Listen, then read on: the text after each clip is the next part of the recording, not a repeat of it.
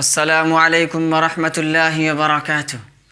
ہم سب ایک بابرکت اور مقدس مہینے کے دروازے پر کھڑے ہیں اور کچھ ہی دنوں میں وہ دروازہ کھلنے والا ہے اور ہم سب اس دروازے میں داخل ہونے والے ہیں۔ آپ سب سمجھ ہی رہے ہوں گے، جی ہاں، رمضان کا مہینہ، تراویح کا مہینہ، نیکی کا مہینہ، بدلہ پانے کا مہینہ، ایک ایسا مہینہ جس میں جنت کے سارے دروازے کھول دیے جاتے ہیں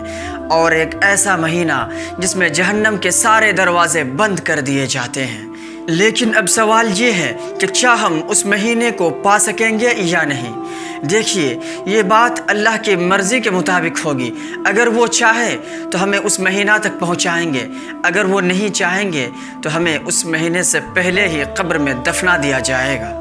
کتنے ہی لوگ تھے جنہوں نے پچھلے سال ہمارے ساتھ روزے رکھے تھے، ہمارے ساتھ تراویح پڑھی تھی، لیکن آج وہ اپنی کچی قبر میں تنہا سو رہے ہیں۔ کتنے ہی لوگ تھے جنہوں نے ہمارے ساتھ پچھلے سال افطار کی پارٹی میں بیٹھے ہوئے تھے، لیکن آج وہ لوگ ہمارے درمیان موجود نہیں ہیں۔ اگر ان مردوں میں سے کسی کو اس کی قبر سے اٹھا کر یہ سوال کیا جائے کہ تم کیا چاہتے ہو، تو یقیناً وہ یہی کہیں گے کہ ہم تو اس مہینہ کے ایک لمحہ کو چاہتے ہیں، کوئی کہیں گے ہم تو رمضان کے ایک شب کو چاہتے ہیں جس میں ہم اللہ کے قرب کو پا سکیں، جس میں ہم اللہ کی رضامندی کو حاصل کر سکیں۔ جی میرے بھائی اور جی میری بہن،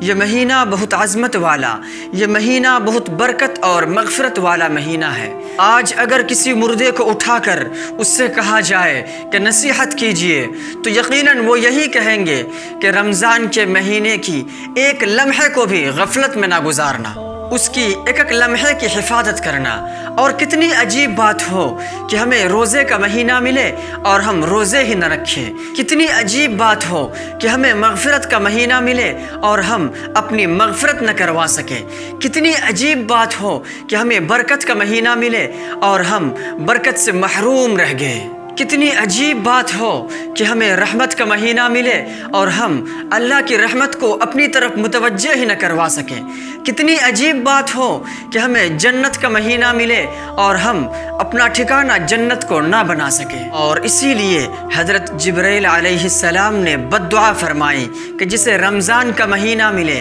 اور اس نے اپنی مغفرت نہ کروا سکا، اور اس بد دعا پر ہمارے اور آپ کے پیغمبر صلی اللہ علیہ وسلم نے آمین فرمایا ہے۔ اے میرے بھائی اور اے میری بہن، رمضان کا مہینہ بہت جلد ہی ہمارے دروازے پر دستک دینے والا ہے، سو آئیے ہم خوشی کے ساتھ، فرحت کے ساتھ، کشادہ دلی کے ساتھ اس مہینے کا استقبال کرتے ہیں۔ یہ نہ سوچیں کہ گرمی کا مہینہ ہے، اب تو رمضان آ رہا ہے، روزہ بھی رکھنا پڑے گا، تراویح میں کھڑے ہو کر تھکنا بھی پڑے گا، سارا دن بھوکا اور پیاسا رہنا پڑے گا۔ نہیں اور ہرگز نہیں، بلکہ یہ اللہ کا فضل ہے، اس کا ایک خاص کرم ہے کہ اس نے ہمیں رمضان کا مہینہ تحفے کے طور پر عنایت فرمایا ہے۔ آپ ذرا اللہ کی اس نعمت پر تصور کیجئے کہ وہ ہمیں ایک ایسا مہینہ دے رہا ہے جس میں جنت کے سارے دروازے کھول دے رہا ہے، ایک ایسا مہینہ دے رہا ہے جس میں جہنم کے سارے دروازے کو بند کر دے رہا ہے،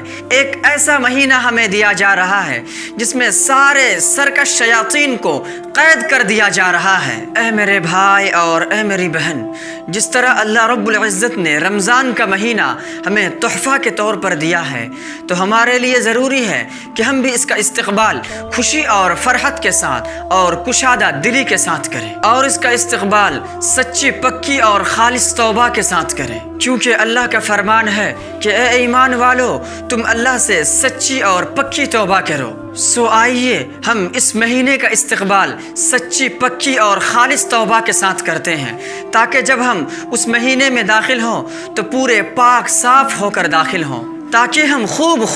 اللہ کی رحمت کو اپنی طرف متوجہ کروا سکیں۔ اور ہم اس مہینے کا استقبال کچھ اس طرح کریں کہ ہمارے دل میں کسی مسلمان بھائی کے لیے کینہ، حسد، بغض و عداوت اور دشمنی نہ ہو۔ حضرت عبداللہ ابن مسعود رضی اللہ عنہ سے کسی نے پوچھا کہ آپ رمضان کا استقبال کس طرح کرتے تھے، تو آپ نے فرمایا کہ ہم رمضان کے چاند کا استقبال اس طرح کرتے تھے کہ ہمارے دل میں کسی کے خلاف کینہ، حسد، بغض و عداوت اور دشمنی نہیں ہوتی تھی۔ اے میرے بھائی اور اے میری بہن، اس سے پہلے کہ رمضان کا چاند ہمیں دکھائی دے، اس سے پہلے کہ رمضان کا مہینہ ہمیں دستک دے دے، ہم اپنے دل کو پورے مسلمان بھائی اور بہنوں کی طرف سے دل کو صاف کر لیں، دل کو پاک کر لیں۔ اور ایک بات کہ ہم رمضان کے آنے سے پہلے ہی رمضان کے تمام مسائل کو جان لیں، تاکہ ہمارا رمضان اللہ کے مرضی کے خلاف نہ گزرے، تاکہ ہمارا رمضان